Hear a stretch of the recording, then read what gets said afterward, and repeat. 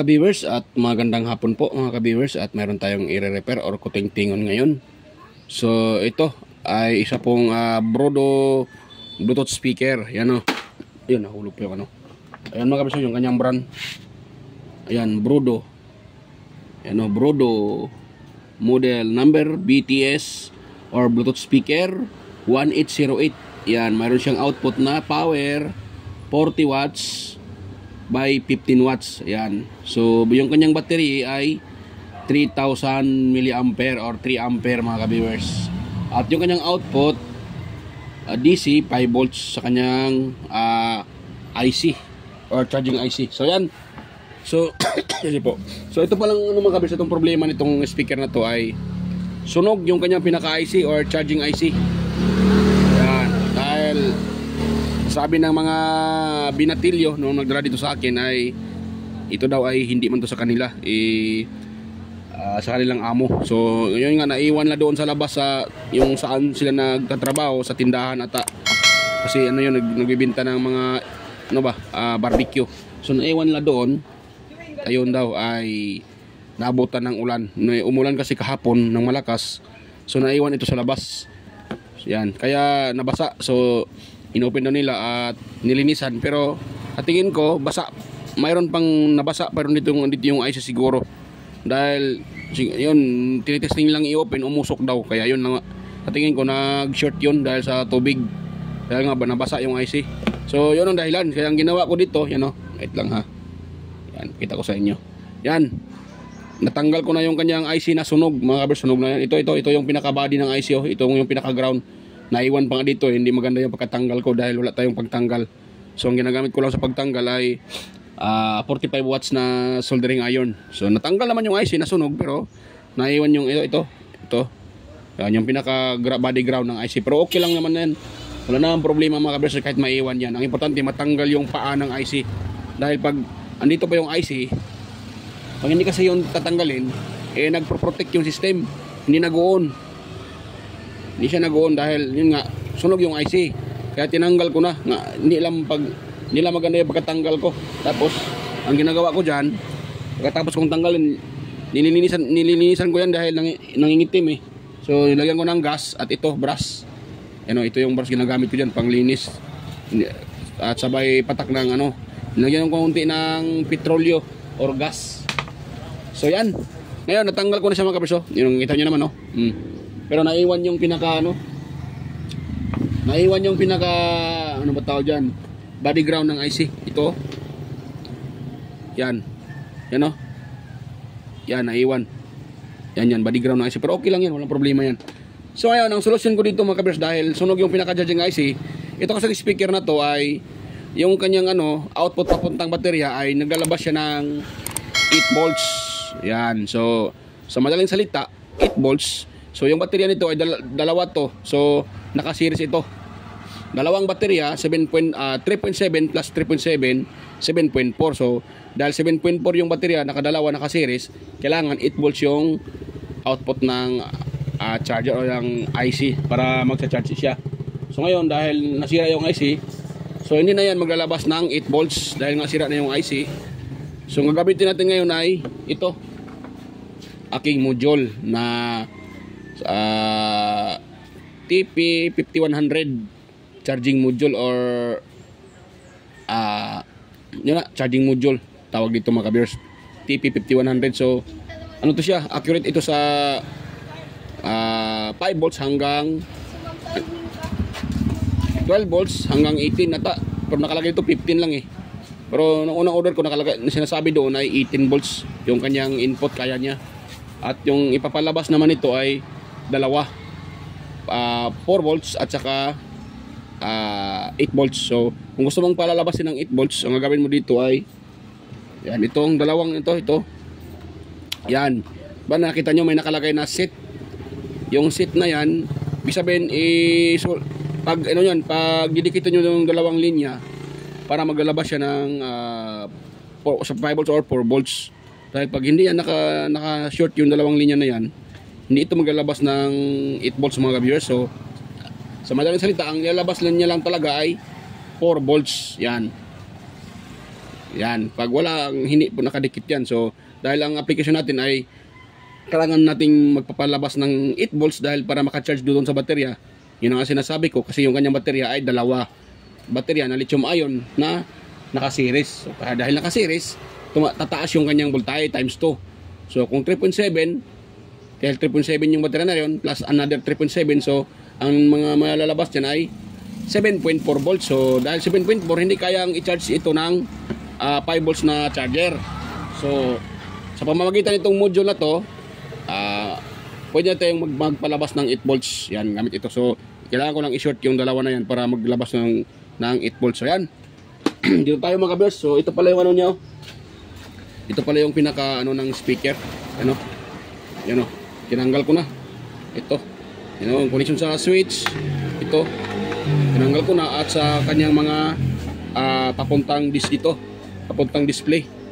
Yan. So tanggal na yan. Yan muna yan. So dito tayo magpo-focus muna sa ito. Ito.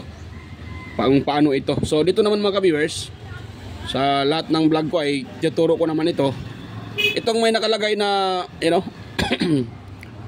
volts hanggang 15, pero actually 18 to ang kaya nito So 15 lang nilagay na dyan. So actually dito tayo mag-i-in ng input. Yung may bilog na yan, yung may butas, tsaka dito input yan. Ang output naman niya ay dito naman sa kabila, sa dulo, dalawang yan. So gagawin natin ngayon, mag-input na tayo ng wire. Yan.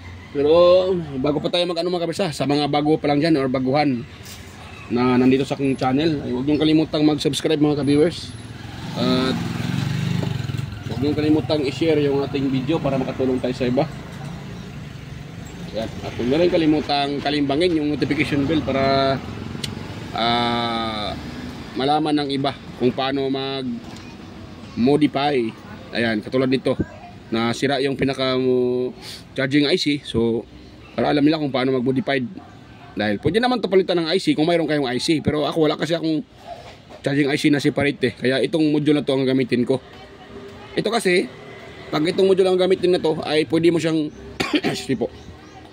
gamitan ng 12 volts na adapter man, 5 volts man yan, 12 volts man yan, 9 volts, 13, 14, 15, pwede mga ka-viewers. So maganda siya. Yan, so lagyan natin ito ng mga ka-viewers, lagyan natin ito ng tawag dyan wire. Wire, soldering lead pala, soldering lead mga ka-viewers. So lagyan natin ito ng soldering lead. Yan.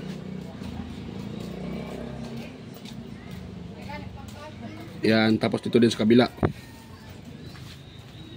Yan, kailangan ito itong patakan.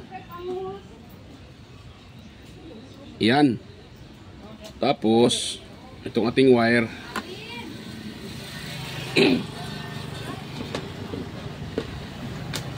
Yan. Unplug yun. Pali sa ilid. So, lagyan natin ito ng mga ka-viewers ng soldering lead.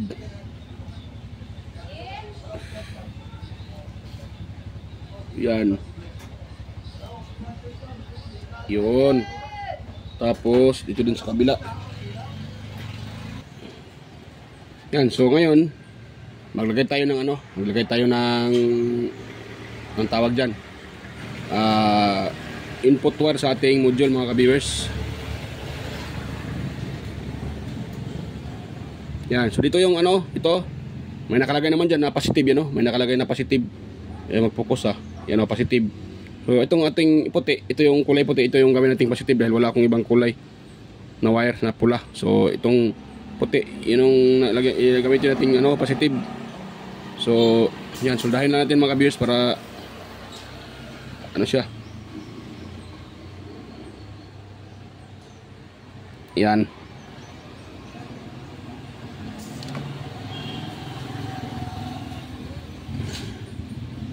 Yan. So, nakakunik na yung positive natin. Dito naman tayo sa negative mga ka-viewers. O sa itim. Yan.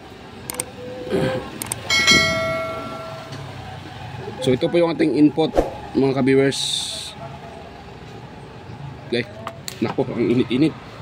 Nabitawan ko. Kagwang. Init mga ka-viewers ha. Init siya, mainit. Init, masakit sa kamay. Wala kasi akong ano eh. So ganito lang, yan. Kalimutan ko na ano ko yung aking daliri sa malapit sa may ano. May hinihinang kaya ano ko yung init. Ngayon, kita ba?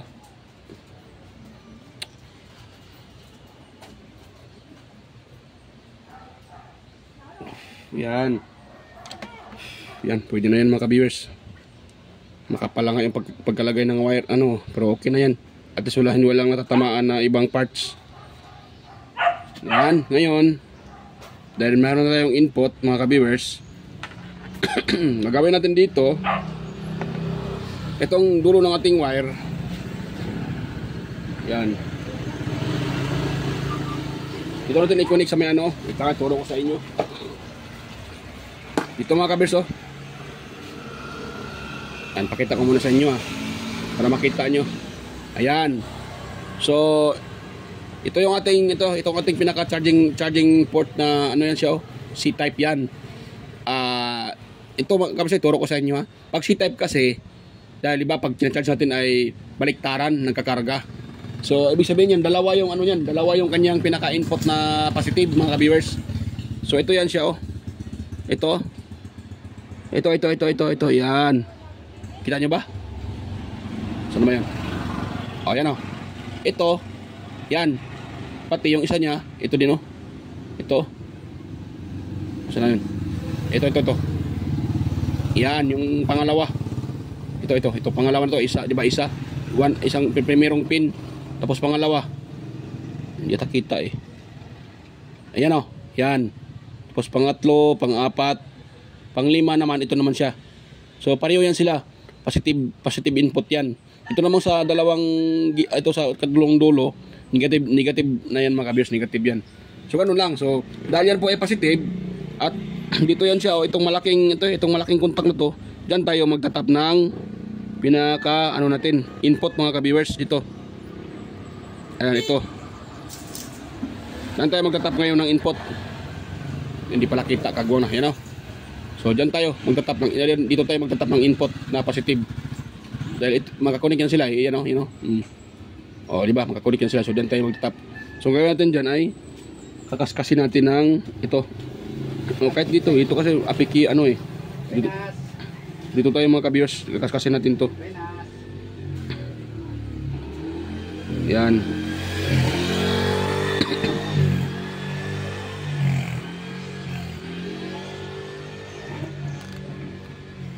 Yan.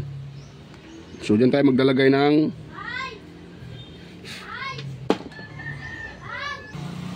yan. So diyan tayo maglagay ng ano mga ka-viewers, ating input na galing sa ano, diyan natin itatap.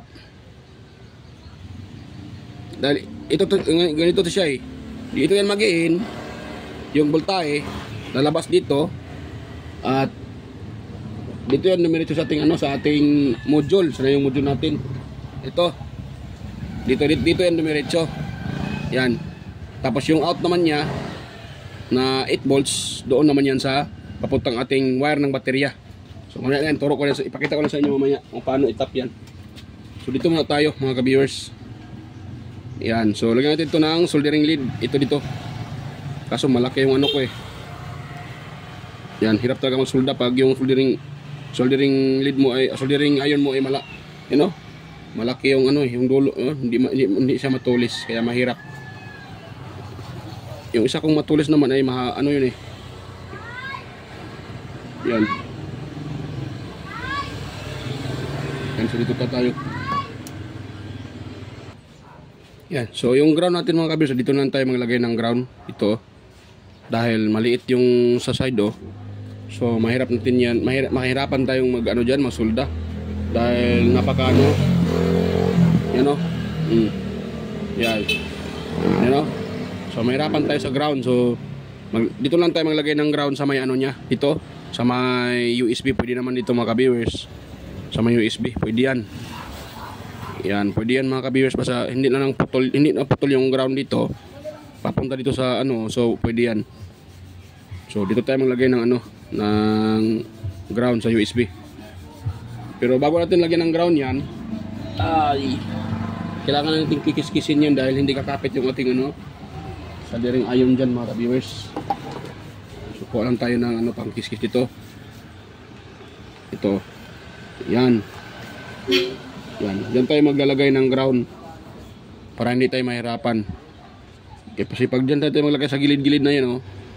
Yan, oh. Oh, pag dito, kapag ano, hirap soldahin. Dahil matamaan itong ating pinaka ano, pinaka jack, eh malulusaw yan. Ito naman sa kabila, oh, hindi din pwede. So dito na lang tayo sa ano, para hindi tayo mahirapan. Yan. Pwede naman dyan mga ka-viewers. Okay, lagay tayo ng ground dito so may IC nya. IC na may body ng tawag nito, USB. Yan. So ngayon, ang gagawin natin ngayon, itong ground dito natin ilagay. Dapat nakaganon yan siya, oh. Yan. Yan. Tapos ating susuldahin mga ka-viewers.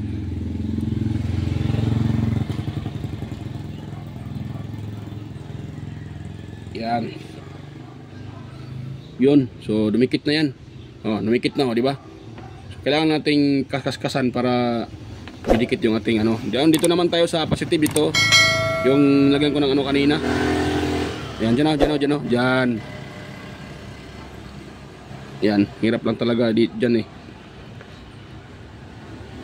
Kailangan ng matulis na soldering iron. So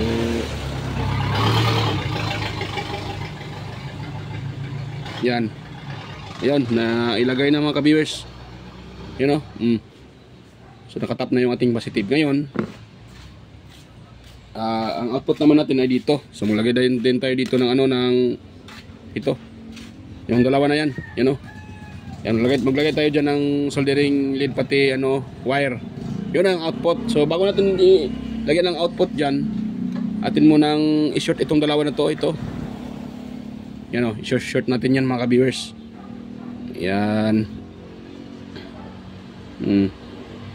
Yung may nakalagay na yun, o, may nakalagay na set. So yun ang ating i-set mga ka-viewers. I-short natin yan. Yan. No, na-short na silang dalawa, oh. So connected na yung dalawang linya. Yan. Maglalabas na yan ng 8 volts mga ka-viewers. Pakita ko sa inyo mamaya na ang lalabas yan ng 8 volts. So bakit ko nasasabi na 8 volts? Dahil yung ating baterya, pakita ko sa inyo para makita nyo talaga. So ito yung ating tester. Ito. Yan, so on ko siya. So tingnan nyo, ha. Tingnan nyo yung voltahe ng baterya. Oh, ito yung ating tester. Ay tingin ko may laman pa tong baterya nito eh. Dahil hindi man daw ito nalobat, sabi ng mga ano nagdala dito. So hindi daw nalobat. So kaya natitest natin yan. Yan, oh. Oh, 7.8, di ba? 7.8 running 8 volts. Ibig sabihin full charge yung baterya. O, di ba? May laman ng baterya 7.8. So, ngayon, kaya ko nasabi na yung baterya ay naka-series, hindi naka-parallel. Dalawa nga siya pero naka-series. So, ngayon, yung ating gawin ngayon, kaya nga sinishort ko itong dalawang contact na to para maglalabas ito ng 8 volts dahil pag the same voltage sila, eh hindi magcha-charge itong ating baterya dahil kung 5 volts lang kung 5 volts lang pala yung nilalabas nito, hindi niya kayang i-charge yung baterya dahil nga ay 7 volts yan, naka-series. So gagawin natin, yun na nga. Maglagay tayo ng ano,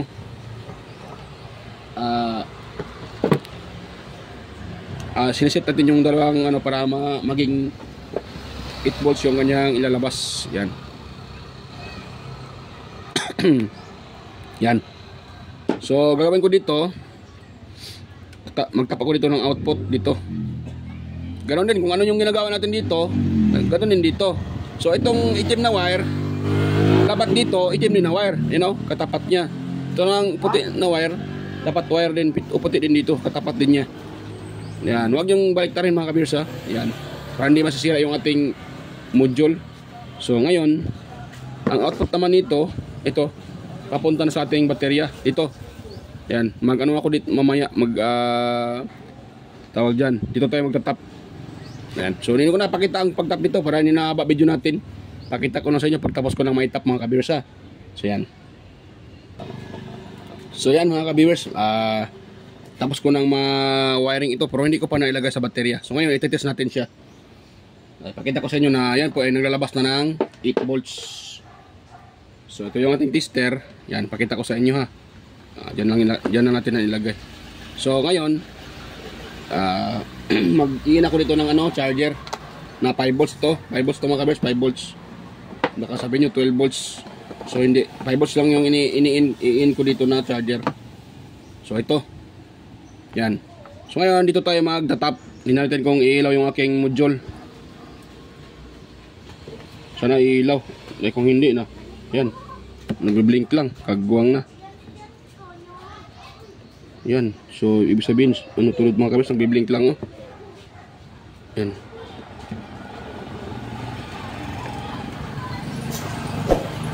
Nagbe-blink lang. So may problema na yung input nito. Kagwang na mga ka-viewers. May problema na rin yung kanyang charging. Sa charging niya nagbe-blink lang, nagkukurap-kurap. Nagkukurap-kurap siya. Dapat to kulay red to talaga eh. Tinating ko na ng voltahe yan. Yung ating output, input. Yan, tinan yung charger ha, kung tinan yung tester kung ilan yung ma-reading niya.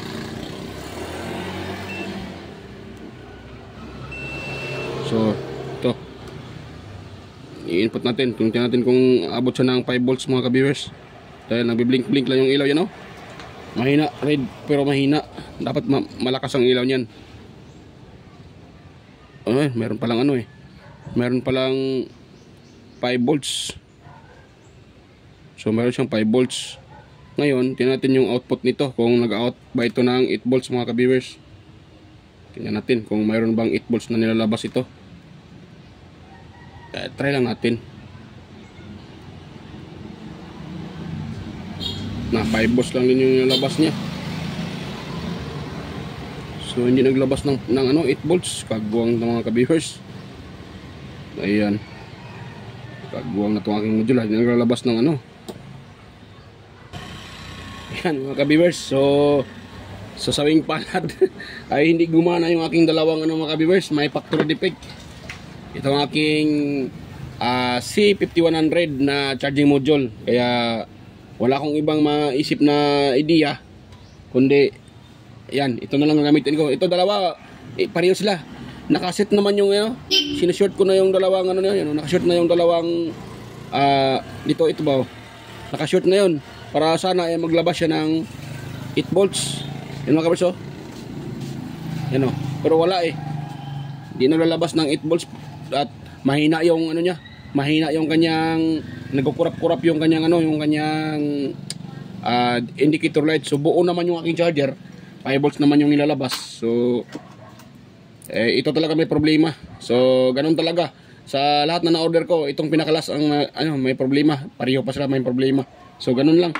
Wala na kasi akong ibang ganitong module naubos na Pero akong order sa online, hindi pa dumating. So ngayon ang gagamitin ko yung, kung natandaan nyo ito nung isang araw nang ni-review ko, itong booster na to. Ayan. So ito yung gagamitin natin na gawin pang charge doon sa kanya. Mayroon naman tong BMS itong pinaka-baterya. So ito yung gawin ni kanyang maging charger niya or power supply. Kumbaga, dahil wala akong naubusan ako ng kaya ito na lang. At mayroon naman tong adjustan dito. Yan, itetest lang natin. So ko muna mga siya, i-sit up ko muna. Balikan ko lang kayo pag ito ay na sit up ko na. So ayan mga ka-viewers, so nakita nyo.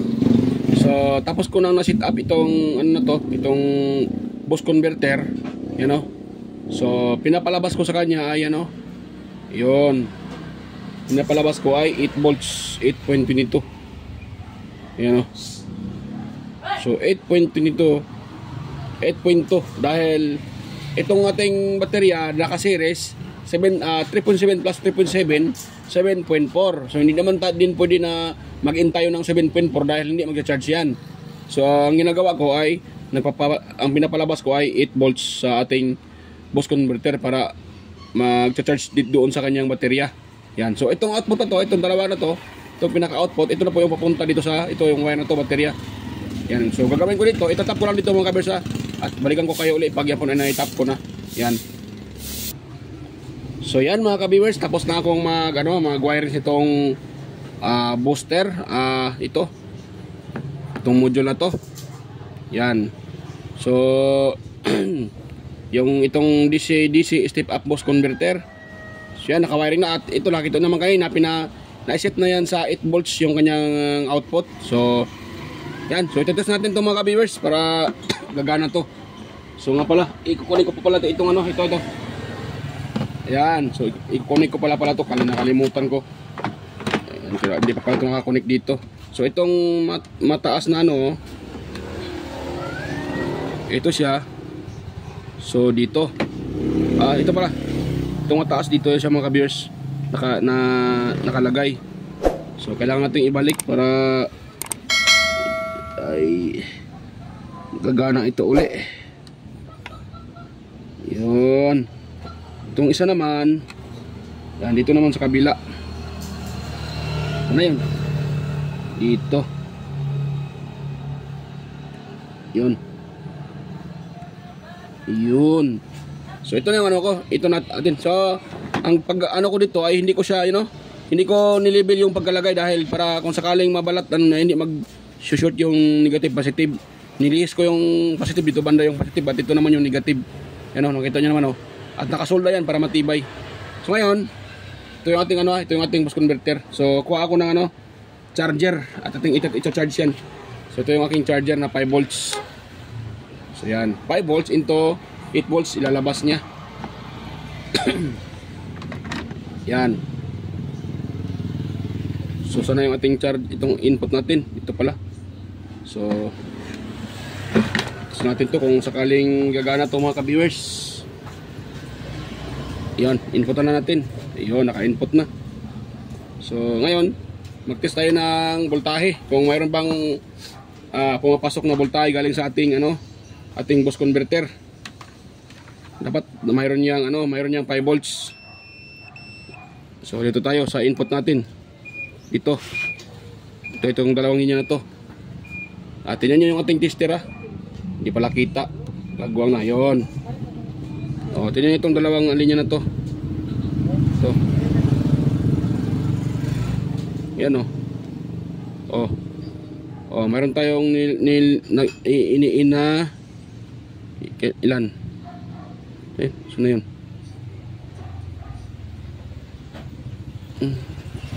Bakit 3.3? Biyata na ng maigi.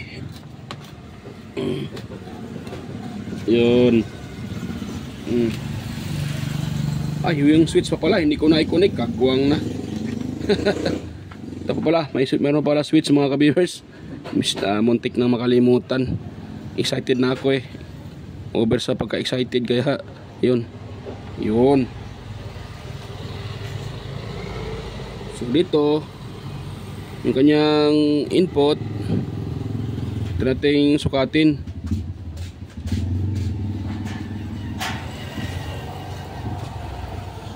Ayaw maano yan, 5 volts 5.2. So ang output naman natin ay yan yung ating output ay yon 8.15 na hinawakan ko. Dito tayo yan. Tapos natin, ayan, 8.25 volts yan. Yan po yung ating output. So ngayon, try natin yung i-on mga ka-viewers kung gagana ba yan. Yung aking DIY. So natin kung gumagana, gagana na ba to? Kung mag-on yan. Ayun. Power on. Yan, power on daw. Bluetooth mode. Yan, power on daw mga ka-viewers. Bluetooth mode. Yan, gumagana. So ngayon, try natin, ano, ayan, wala ata tong FM eh. Hindi na ako makapasal, so wala akong memory card, wala akong USB.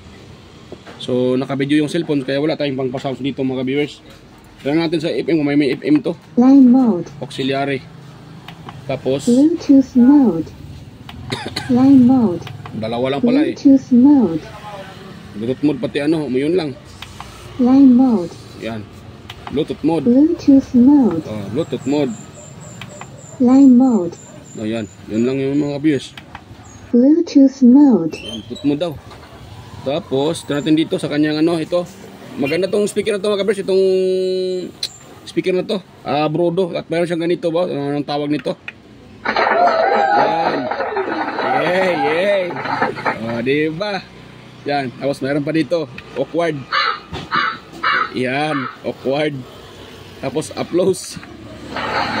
Yeah. Ayun. Oh, diba? Gumana mga ka-viewers. So, yan. Gumana yung ating ano, ginawang ano dito. So, yan. Gumana siya mga ka-viewers. So, yan.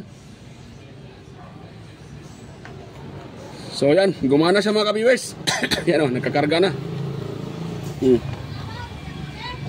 Nagkakarga na siya mga ka-viewers. So ngayon, yan, kung mayroon kayo nakuha ang kunting idea mga ka-viewers, yan, sana huwag yung kalimutang i-share sa iba. At okay na yung ating ano, nire-repair. At nga pala, huwag yung kalimutang i-subscribe yung aking channel. At i-share yung ating video at i-like. Yan. Yan. So, success tayo mga ka-viewers sa ating ginawa. Or sa aking ginawa pala. Success. Success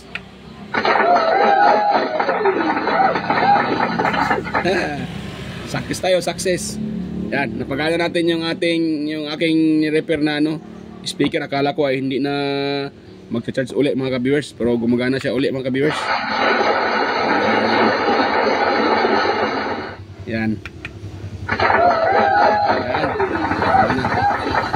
Yan, nagpalakpakan pa sila. So yan, okay na. So hanggang dito lang po yung ating video. At mega loud shoutout sa ating lahat. At next video na ako mag shoutout mga viewers. At mega loud shoutout sa inyong lahat dyan, sa mga silent viewers, organic viewers. At yan, sa mga napunta dito sa aking channel, yan, mega loud shoutout sa mga sumusuporta at palaging nanonood sa aking video. Mega loud shoutout sa inyong lahat mga ka-viewers. Ayan.